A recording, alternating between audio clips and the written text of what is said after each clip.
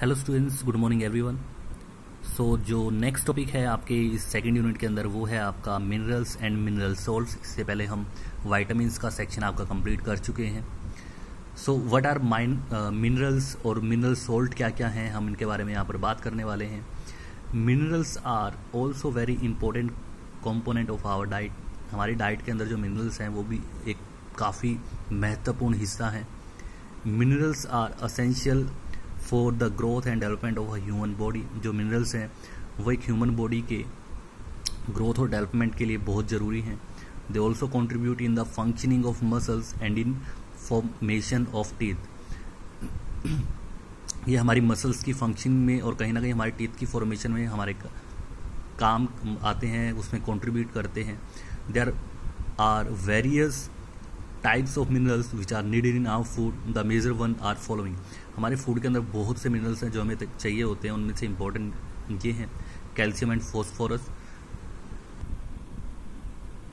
Calcium and phosphorus are very essential constituent for healthy bones as well as for other bodily tissues.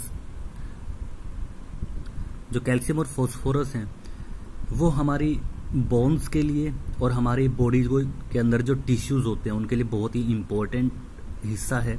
The skeletal system is the main calcium deputy. और जो skeletal system है वो कहीं ना कहीं calcium पर ही पूरा depend करता है और कैल्शियम का ही बना होता है। Next is magnesium. It gives flexibility to the human body. जो मैग्नीशियम है वो हमें कहीं ना कहीं फ्लेक्सिबिलिटी देता है हमारी बॉडी को। और जो फ्लेक्सिबिलिटी है वो किस फॉर्म में है, जॉइंट्स एंड बोन्स। जो जॉइंट्स और बोन्स हैं उनको मतलब फ्लेक्सिबल करता है। लाइक आपका जैसे नी का जो जॉइंट है, आपकी एल्बो का जॉइंट है, उनको फ्लेक्सिबल रखने का काम करता है magnesium. Elasticity to the muscles. और जो आपकी मसल्स हैं उनको इलास्टिसिटी देता है जिससे हम उनको कहीं ना कहीं उनके अंदर खिंचाव ला सकते हैं, उनको एक्सटेंड कर सकते हैं। तो वो कहीं ना कहीं इलास्टिसिटी मैग्नीशियम की वजह से आती है। It is also cold body refresher. जो मैग्नीशियम है उसको बॉडी रिफ्रेशर भी कहा जाता है। It makes the teeth long lasting. Magnesium हमारे टीथ को काफ़ी ज़्यादा लंबे समय तक बना के रखता है। It is found in coconut, almond, French beans, cabbage etcetera.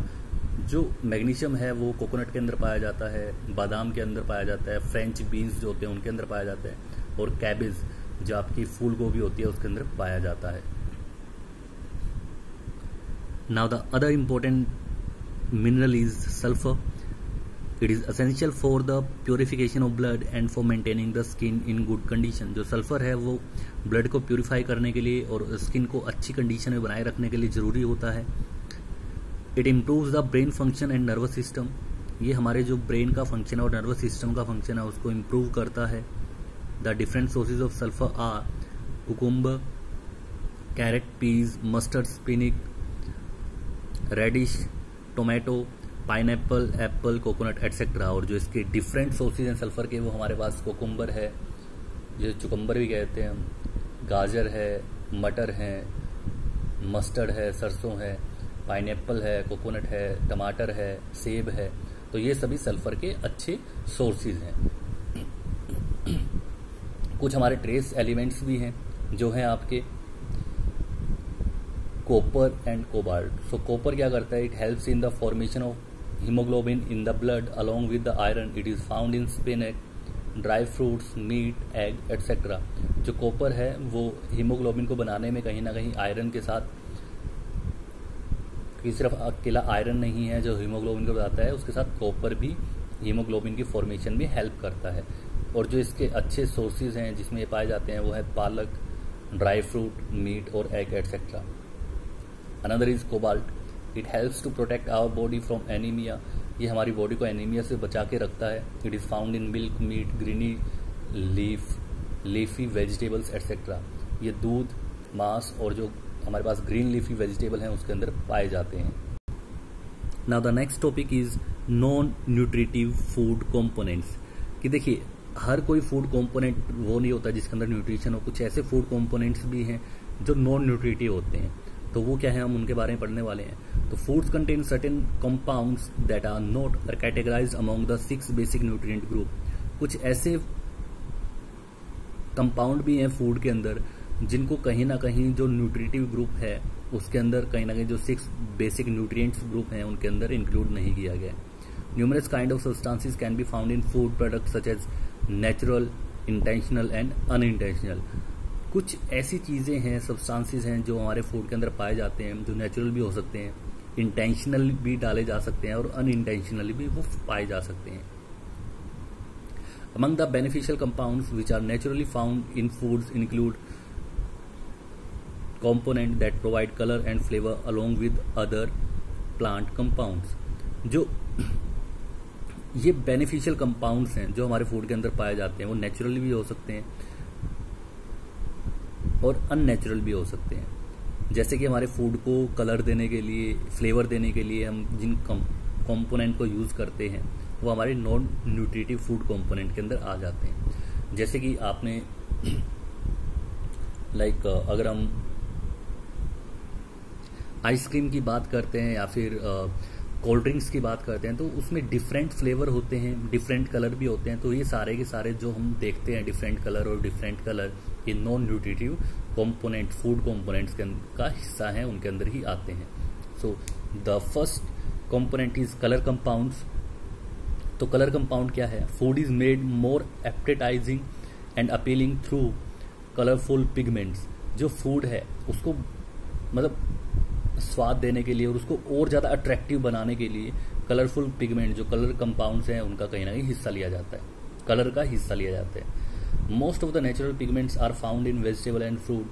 जो और ये कलर्स हैं ये हमारे जो नेचुरल फ्रूट होते हैं, वेजिटेबल होते हैं, उनके अंदर से ही लिए जाते हैं। ये नहीं कि इनको अलग से बनाया जाता है। ये जो हमारा फूड है और जो हमारे मतलब फ्रूट और वेजिटेबल का ही हिस्सा होता है उनसे इनको एक्सट्रैक्ट किया जाता है। The colours of various foods from grain and animal products are less diverse and bright. जो कलर्स हैं जो कि हमारे फूड से और ग्रेन से मिलते हैं और एनिमल प्रोडक्ट से मिलते हैं वो ब्राइट होते हैं और उनसे कहीं ना कहीं हमें इतना नुकसान भी नहीं होता। The significant pigment found in plant include carotenoids. जो सिगमेंट मतलब कि सिग्निफिकेंट ये पिगमेंट हैं या फिर डिफरेंट काइंड के कलर्स हैं जो कि प्लांट के अंदर पाए जाते हैं वो हैं कैरोटेनॉइड्स जो कि ऑरेंज येलो कलर का होता है, क्लोरोफिल ग्रीन कलर का, और फ्लेवोनॉइड्स जो ब्लू, क्रीम और रेड कलर का होता है। ये कहीं ना कहीं हमें कहाँ से मिलते हैं? प्लांट से मिलते हैं ये कलर हमें। इसी के अंदर नेक्स्ट है हमारा फ्लेवर कंपाउंड्स। देखिए अब जैसे कलर अलग अलग होते हैं वैसे ही फ्लेवर भी डिफरेंट डिफरेंट होते हैं। लाइक आइसक्रीम की ही बात करते हैं, कॉमन सी चीज़ है जिसको हम सभी खाते भी हैं। तो आइसक्रीम के अंदर डिफरेंट काइंड ऑफ फ्लेवर्स हमें देखने को मिलते हैं। लाइक मैंगो फ्लेवर आपने खाया होगा और ऑरेंज, ये जो मतलब कहीं ना कहीं ये सभी फ्लेवर्स होते हैं कि मतलब खाते हुए हमें उस चीज़ की फील आती है, उस चीज़ का टेस्ट आता है। जबकि ये नहीं है कि वो मैंगो से ही बनाई गई है, बट वो उसको फ्लेवर्ड दिया जाता है, वो फ्लेवर किया जाता है उसके अंदर।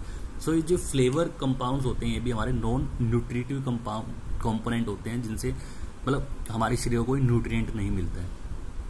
सो the flavours in foods are derived from both nutritive and non nutritive compounds. जो फ्लेवर है जो फूड के अंदर डाले जाते हैं वो न्यूट्रिटिव और नॉन न्यूट्रिटिव कंपाउंड्स दोनों से ही डिराइव किए गए, मतलब न्यूट्रिटिव भी हो सकते हैं और नॉन न्यूट्रिटिव भी हो सकते हैं। These are sometimes too numerous to track as the source of a specific flavor। और बहुत से समय तो ये कहीं ना कहीं जो ये फ्लेवर होते हैं हम इनको मतलब पहचान ही नहीं पाते कि इसके अंदर फ्लेवर है या फिर नेचुरल है, और या फिर वो फ्लेवर हमें किस सोर्स से मिला है इसको पहचान पाना बहुत मुश्किल हो जाता है। Among the non-nutrient compounds in foods are the organic acids that determine whether food are acidic or basic। और जो नॉन न्यूट्रिटिव कंपाउंड्स हैं फूड के अंदर वो क्या है? जो हमारे ऑर्गेनिक एसिड्स होते हैं, लाइक सिट्रिक एसिड जो कि या फिर एस्कॉर्बिक एसिड आप कह सकते हो, जो कि हमारी खट्टी चीज़ों में मिलता है लाइक नींबू वगैरह में। तो जो ऑर्गेनिक एसिड हैं जिनको फूड के अंदर डाला जाता है जो उसको एसिडिक या फिर बेसिक बनाते हैं वो भी हमारे नॉन न्यूट्रिटिव कंपाउंड के अंदर आते हैं। And acidic pH in food not only contributes to a sour taste but the color of fruit juices, the hue of chocolate in baked products and the release of carbon dioxide in a flour mixture। जो acidic pH है, pH level है acidic pH level. हमारे food के अंदर वो सिर्फ एक खट्टा टेस्ट नहीं देता, लेकिन उसको कहीं ना कहीं फ्रूट जूसेस के अंदर उसको कलर भी देता है। जो चॉकलेट है बेक की जाती है उनके अंदर उनको कहीं ना कहीं कलरफुल बनाता है।